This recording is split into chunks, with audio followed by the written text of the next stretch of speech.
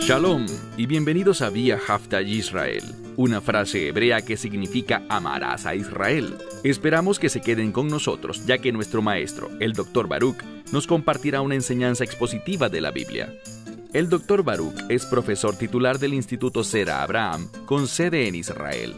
Aunque todos los cursos en el instituto se imparten en hebreo, el Dr. Baruch se complace en compartir esta enseñanza en inglés con doblaje al español.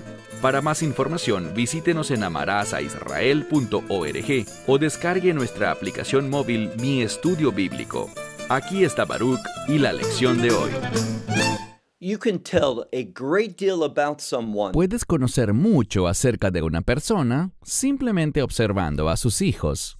Si los hijos son serios acerca de Dios y caminan en la autoridad de la Escritura, puedes estar seguro de que esa persona también está comprometida con Dios. Pero, desafortunadamente, lo contrario a esa declaración también es verdad, y es exactamente lo que aprenderemos en el estudio de hoy. Toma tu Biblia y ve conmigo a 1 de Samuel, capítulo 2. Primer libro de Samuel, capítulo 2. La semana pasada comenzamos este capítulo con la oración de Ana. Y vimos que es una mujer que reconoció con gratitud y acción de gracias la fidelidad de Dios. Sabemos que su hijo, y me refiero a Samuel, caminará en ese mismo carácter, como su madre y como su padre. Pero hoy, cuando veamos a los hijos de Elí, encontraremos exactamente lo contrario. Descubriremos que este hombre, de quien ya aprendimos que carecía de discernimiento espiritual, tenía 2 hijos que eran muy malvados. Habrá una palabra que se usa para describirlos, que nos dará una gran clave para entender quiénes eran estos jóvenes. Así que de nuevo, ve conmigo a nuestro pasaje en 1 de Samuel capítulo 2, comenzando en el verso 11. Vimos que esta familia, y estoy hablando de Elcaná y Ana, y todos los niños subían año tras año a Silo, con el fin de adorar a Dios, con el fin de pagar sus votos y ofrecer sacrificios, porque era una familia comprometida con el Señor Dios de Israel. Y ellos demostraban ese compromiso, y eso es algo sabio. Pero descubriremos que los hijos de Elí no tenían ese mismo compromiso. Noten lo que dice la Escritura. Comencemos en el verso 11. Elcaná regresaba a Ramá, o sea que volvía allí después de haber adorado. Regresaba a Ramá, a su casa. Pero el joven muchacho estaba ministrando delante del Señor, delante de Elí, el sacerdote. Lo que vemos aquí es que existía una relación cercana entre Samuel y el Señor. La razón por la que lo digo es que si lo miras en el lenguaje original, dice que el niño, y esta palabra significa un niño muy joven, estaba ministrando. Y no dice delante, como yo lo traduje, sino que literalmente dice con el Señor. Ese término expresa intimidad y cercanía entre Samuel y el Señor mismo. Resalta la fidelidad de Samuel. Y también el niño demostraba su fidelidad al servir y ministrar a Dios. Dice aquí, delante de Elí, el sacerdote. Leamos ahora el versículo 12. En contraste con Samuel, vemos que los hijos de Elí eran hijos, y leamos esto con detenimiento, hijos de Bilial. ¿Qué significa eso? Es una expresión hebrea que habla de sujetos que son de lo más malvados, que están completamente corruptos. Habla de individuos que rechazan las instrucciones de Dios y están gobernados por sus propias lujurias y deseos. No son fieles, no tienen fe, y todo esto lo hacen intencionalmente, o sea que son voluntariamente rebeldes contra Dios. No se conducen así por falta de entendimiento, sino que se rebelan contra Dios porque esa es su naturaleza, es a lo que están comprometidos. No tienen confianza, ni creencia, ni fe en la palabra de Dios o en los mandamientos de Dios. Así que leemos acerca de estos individuos y noten cómo concluye el verso 12. Ellos no conocían al Señor. Bien, de nuevo, lo que vemos aquí es que de la misma manera como la gramática bíblica quiere enfatizar la relación cercana que había entre Samuel y el Señor, aquí nos muestra justo lo opuesto con los hijos de Elí. Esta palabra para conocer no habla de un conocimiento intelectual, sino que indica que ellos no tenían una experiencia con el Señor Dios de Israel. No estaban interesados en Él, ni estaban con Él. Estaban separados de Él por causa de la lujuria de su carne. Y lo veremos en un momento. Miren ahora el verso 13. Dice, y, literalmente, mishpat, que significa mandato o juicio. Sabemos que algunos de los mandamientos de Dios, cuando la Biblia se refiere a ellos, los menciona como mishpatim, los juicios de Dios. Aquí la mayoría de las Biblias lo traduce como una costumbre, pero es realmente una palabra más fuerte que esta. Así que era un mandato de los sacerdotes, o sea, una norma de los sacerdotes con el pueblo, que todo hombre ofreciera un sacrificio. Y dice que vendría un siervo del sacerdote, es decir, un joven varón, un joven trabajador de los sacerdotes, venía mientras la carne estaba hirviendo, con un tenedor de 3 dientes en su mano. Hablemos acerca de esta tradición, este ritual. Era un mandato que los sacerdotes hacían cumplir, y consistía en que cuando alguien venía a hacer una ofrenda, a ofrecer un animal, el animal sería preparado. Y mientras la carne del animal estaba hirviendo, lo que ocurría era que el joven siervo del sacerdote vendría con este instrumento, este tenedor que tenía 3 dientes, como dice literalmente, un tenedor de 3 dientes. Y él metería ese tenedor en el caldero donde hervía la carne. Y cualquier cosa que saliera sería para el sacerdote. Y esto era una costumbre, una regla, un mandato para aquellos que ofrecieran un sacrificio al Señor en el tabernáculo en Silo.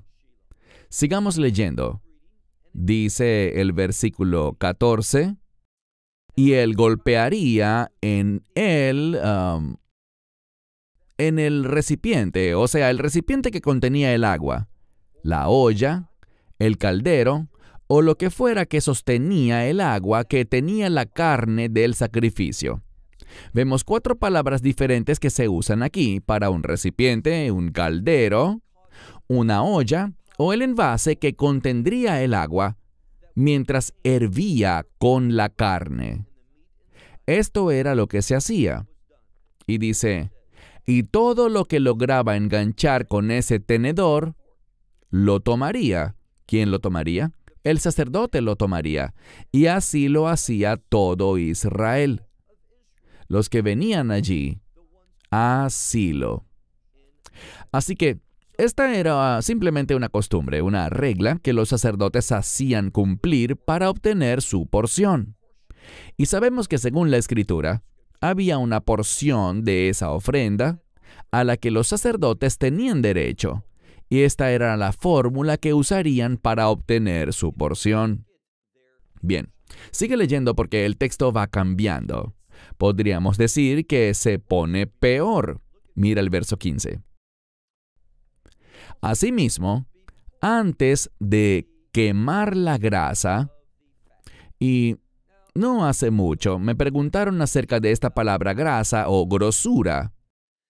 Si la miramos en hebreo, es el término jalef, que no es la palabra normal para grasa, la cual es shuman, sino que, ¿cuál es la diferencia? Bueno, no pienses que cuando la Biblia dice grasa o grosura, está hablando de esa porción grasienta de la carne, que toda la carne tendría. No estamos hablando de eso en absoluto. Esta palabra se usa para señalar la mejor porción, la que sería la porción preferida, y eso sería ofrecido de manera única. Estaba prohibido que alguien se comiera eso. A esto es a lo que la palabra de Dios se está refiriendo con grosura o grasa. Seguimos leyendo el 15. Antes de la ofrenda, o de quemar la grasa o la grosura, un siervo del sacerdote, este joven vendría y diría al hombre que estaba sacrificando: dale la carne para asar al sacerdote, pues no tomará de ti la carne hervida, sino la cruda. Lo que esto nos enseña es lo siguiente. Bajo el liderazgo de los hijos de Elí, ¿qué pasaba? En lugar de seguir la tradición que había estado vigente por mucho tiempo, ¿qué hacían? Ellos decían: no nos gusta la carne hervida. Eso se veía como algo inferior. Así que querrían carne cruda y la exigirían así. Y si no, veamos lo que dice la Escritura. Leamos al final del verso 15, donde dice: Él no tomará de ti la carne hervida, sino la cruda. Verso 16. Y si un hombre le respondía: quémala completamente, como el día de la grasa. O sea, haz lo que se requiere que hagas en este día, quemar toda la grosura o la grasa. Ofrece esa parte y luego toma para ti lo que tu alma desee. Él le respondía: dámela ahora, o si no lo haces, entonces la tomaré. Esto muestra su intención. Yo la tomaré por la fuerza. Y eso significa de una manera violenta. ¿Qué nos indica la Escritura? Que si la gente no quería obedecer, porque quería cumplir el requisito bíblico de que la grosura fuese ofrecida como debía hacerse en esta ofrenda, de esa manera, si le decían a los sacerdotes: hagámoslo de la manera bíblica, ¿qué hacían ellos? Decían: danos primero lo que queremos, y si no haces caso, te lo he quitado. Es decir, estoy totalmente comprometido, por eso está en tiempo pasado. En español diríamos te lo quitaré, pero literalmente dice en hebreo te lo he quitado, para mostrar su fuerte intención. Te lo quitaré por la fuerza, o sea, violentamente. Así no es en absoluto como deberían funcionar los sacerdotes. Deberían verse a sí mismos como siervos de Dios, pero este no era el caso. Ellos actuaban según sus propios deseos egoístas, según lo que ellos querían recibir, y no según lo que Dios instruyó que ellos podían recibir. Verso 17. Por causa de esto, noten el comentario de Dios. Esto es Escritura, pero vean lo que comenta Dios acerca de esto. Verso 17. Y aconteció que el pecado de los jóvenes... ¿De qué jóvenes hablamos? Estamos hablando de los hijos de Elí. Así que Dios está haciendo aquí algo. Dice: y aconteció que los pecados de los jóvenes eran muy grandes delante de la presencia del Señor, porque los hombres, y está hablando de estos dos hombres, los hijos de Elí, estos dos hombres despreciaban la ofrenda del Señor.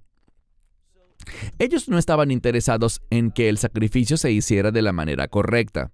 Ellos despreciaban, no tenían compromiso alguno con la adoración. Esta ofrenda estaba relacionada con la adoración. No estaban interesados en adorar a Dios. Simplemente querían obtener lo que querían, y querían obtenerlo de la manera que ellos querían, la carne cruda, para que pudieran asarla, porque así les gustaba más que la carne hervida. Y el resultado final nos revela que su pecado era muy grande y que ellos despreciaban este sacrificio para el Señor. No estaban interesados en lo que a Dios le interesaba. Todo esto es una consecuencia del liderazgo inadecuado de Elí. Avancemos al siguiente verso. Verso 18. Pero Shmuel, es decir, pero Samuel. Esta es una manera, cuando la miramos en el lenguaje original, y lo que vemos es esto. Se está haciendo una distinción entre Samuel y los hijos de Elí. Vemos algo muy diferente acerca de él. Mira el verso 18. Pero Samuel, un siervo delante del Señor, un jovencito o un niño que se ceñía con un éfod de lino, es decir, un chaleco de lino. Esta era una de las vestiduras sacerdotales, y él era un siervo de los sacerdotes. Estaba sirviendo a Dios. Esto es muy especial. Él estaba sirviendo a Dios en esta función, siendo un niño tan joven. Verso 19. Y noten que lo que dice a continuación busca decirnos de dónde ha sacado tal compromiso. ¿Por qué se comporta como se comporta? Bueno, lo veremos en el verso 19. Un pequeño manto. Es la palabra me'il en hebreo, y es otra de las vestiduras sacerdotales. Dice aquí, un pequeño me'il, un pequeño manto, su madre hacía para él, y ella se lo llevaba cuando subía año tras año, literalmente de días a días, porque contaba los días debido al gran interés que sentía de ir a verlo. Y dice, cuando ella subía con su marido para ofrecer el sacrificio de los días. La palabra yamim, que significa días, está siendo enfatizada. ¿Por qué? Porque busca decirle al lector que esta familia está operando basada en la agenda del Señor. No dice simplemente una vez al año, sino que todos los días ellos estaban comprometidos con la adoración. Y cuando llegaba el tiempo para subir a Silo, al tabernáculo para adorar a Dios y ofrecer sacrificios y pagar sus votos, ellos lo cumplían fielmente. Fue este compromiso que tenían con Dios lo que causó algo. Este nivel de compromiso influyó en Samuel, causando que Samuel fuese un siervo fiel del Señor. Recuerden lo que dije en el estudio anterior. Me refiero a que cuando miramos la Escritura, nada malo se dice sobre Samuel. No leemos nada en la palabra de Dios que sea negativo en cuanto a Samuel. Él fue un hombre que le hizo honor a su nombre. ¿Qué significa su nombre? El nombre de Dios, Shmuel, que se deriva de Shem y El, el nombre de Dios. Por tanto, la Escritura está resaltando la poderosa influencia de su familia sobre él, principalmente de la persona que más se enfatiza aquí, que es la esposa, es decir, su madre, Ana. Ella fue quien confeccionó ese manto. Ella era quien se lo llevaba cada año, contando los días. Esto es lo que vemos sobre esta familia. Pasemos al verso 20. Y Elí bendeciría a Elcaná y a su esposa, y les decía, que el Señor ponga, o que el Señor coloque para ustedes, descendencia de esta mujer. Noten lo que se está diciendo aquí. Elí estaba bendiciendo a esta familia y les dijo, que el Señor ponga, es decir, que el Señor les dé una simiente, una descendencia, a ustedes de esta mujer. La implicación es la siguiente. Si nos lo perdimos, si no reconocimos o no tuvimos la capacidad de interpretar la Biblia, entendiendo la influencia de esta mujer, de Ana, en su familia y en su hijo Samuel, pues ahora vemos que Elí está hablando, está bendiciendo a Elcaná, el hombre de la casa, y le está diciendo, esta es la bendición, que Dios les dé a ustedes descendencia de esta mujer. Lo que la Escritura está haciendo es elevar a Ana. Es una manera de enseñar al lector cuán piadosa era esta mujer, cuán comprometida estaba y qué tremenda influencia tenía sobre su familia. Leemos aquí, ¿debido a qué sucedería esto? Dice, a cambio de haber recibido a este hijo, o ya que ella le ha prestado este niño al Señor. Y luego se irían a su lugar.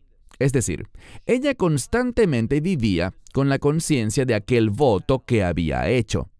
Un par de veces, cuando miramos esta escritura, vemos que esta familia es una que paga sus votos.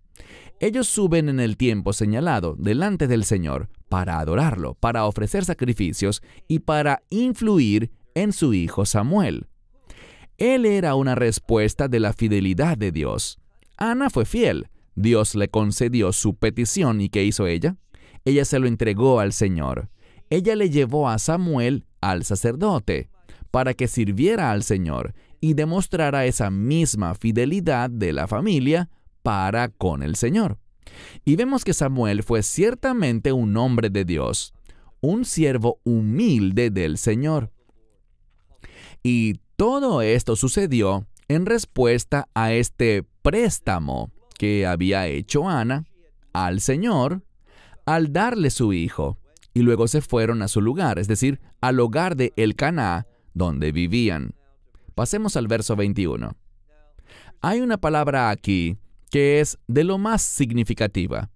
Está compuesta de 3 letras hebreas, Pei, Kuf, Dalet. ¿Y qué significa? Bueno, hemos encontrado esto antes en nuestros estudios y habla de dar, pero dar de una manera completa, íntegra. He compartido unas cuantas veces que esta palabra se usa hoy en hebreo moderno para hacer un depósito en tu cuenta bancaria. Usualmente hago esta pregunta: ¿cuánto del dinero que depositas quieres que vaya a tu cuenta? Obviamente la respuesta es todo. Quiero todo el dinero que estoy depositando, que todo caiga en mi cuenta bancaria y se deposite allí, completo. De lo que habla esta palabra es de compromiso. Nos dice que Dios está completamente comprometido y que Dios estará totalmente involucrado con respecto a responderle a su pueblo. Si el pueblo es fiel, Dios estará completamente comprometido en bendecir, pero si el pueblo es infiel, o rebelde, o malvado, entonces Él estará igualmente comprometido, de lleno, totalmente, para ejecutar su castigo, su juicio o su reprensión. Él disciplinará completa y totalmente a su pueblo. Noten lo que dice el verso 21. Porque el Señor visitó a Ana. Esto muestra un compromiso, muestra que Dios está actuando y moviéndose en la vida de esta mujer. ¿Por qué? Porque esta mujer está comprometida con Dios. Cuando estás comprometido con las cosas de Dios, experimentarás de una manera poderosa y de una manera consistente la fidelidad de Dios. Ahora, vendrán tiempos cuando estaremos bajo el ataque del enemigo, tiempos cuando seremos perseguidos, tiempos cuando incluso seremos probados. Tal como Abraham fue probado según la palabra de Dios 10 veces. ¿Y qué hizo él? Él venció a través de la fe, a través de la oración, a través de perseguir las promesas de Dios, entendiendo que cualquier cosa que soportemos en este mundo es solo temporal, pero el reino de Dios es eterno, es por siempre y para siempre. Debemos tener la mentalidad del apóstol Pablo. ¿Qué dijo él? Él dijo: no considero digno de ser comparado este sufrimiento presente con la gloria futura que tendremos en el reino de Dios. Esas son palabras sabias. Debemos afirmarnos en esas palabras. Noten lo que leemos en el verso 21. Porque el Señor visitó a Ana, y ella concibió, y dio a luz 3 hijos y 2 hijas. Y vemos que el hijo Samuel, literalmente el jovencito, el Na'ar, palabra que se repite constantemente en este pasaje, que el jovencito Samuel creció, noten lo que dice aquí, con el Señor. Ella fue la influencia que llevó a Samuel a estar con el Señor y a crecer en el Señor. Debemos estar agradecidos de nuestros padres. Padres que no solo nos aman, no solo proveen para nosotros, sino padres que nos enseñan el valor de tener una relación con Dios. Padres a quienes miramos y que nos influencian debido a su compromiso con el plan de Dios. Lo que descubrimos es esto. Cuando un padre está demostrando su fe, demostrando su compromiso con Dios, eso impactará grandemente a su hijo o hijos, quienes aprenderán de su ejemplo. Verá un resultado espiritual. Habrá resultados gracias al compromiso de ese padre con el Señor. Y ese compromiso influirá en su descendencia, no solo en una generación, sino en múltiples generaciones. Vemos que Dios es fiel. Cuando Él ve que te estás ocupando de su negocio, de sus prioridades, que estás caminando en su voluntad, te sorprenderás de cómo Dios se moverá dentro de tu familia. Y no solo por una generación, sino por varias generaciones. Dios es bueno, Dios es santo y Dios desea bendecir a su pueblo. La pregunta es, ¿qué tipo de influencia estamos teniendo sobre nuestros hijos? ¿Están viendo ellos padres fieles? ¿Padres comprometidos? ¿Padres que están viviendo sacrificialmente para los propósitos de Dios? Eso es lo que debemos hacer. Eso es lo que hizo Ana y también lo que hizo su esposo, Elcaná. Lo demostraron año tras año subiendo a Silo para dar testimonio y confirmar con su ejemplo, adorando a Dios, dándole a Dios, haciendo votos ante el Señor y cumpliéndolos apropiadamente. Seamos personas, familias, padres y madres que demuestran su compromiso con el Señor para que podamos ver en nuestros hijos ese mismo amor por las cosas de Dios.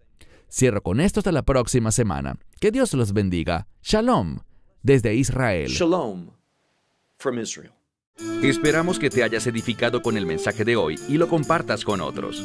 Te invitamos a seguir nuestros estudios cada semana por este canal y por el portal de YouTube de Amarás a Israel. También puedes descargar nuestra aplicación móvil gratuita, Mi Estudio Bíblico.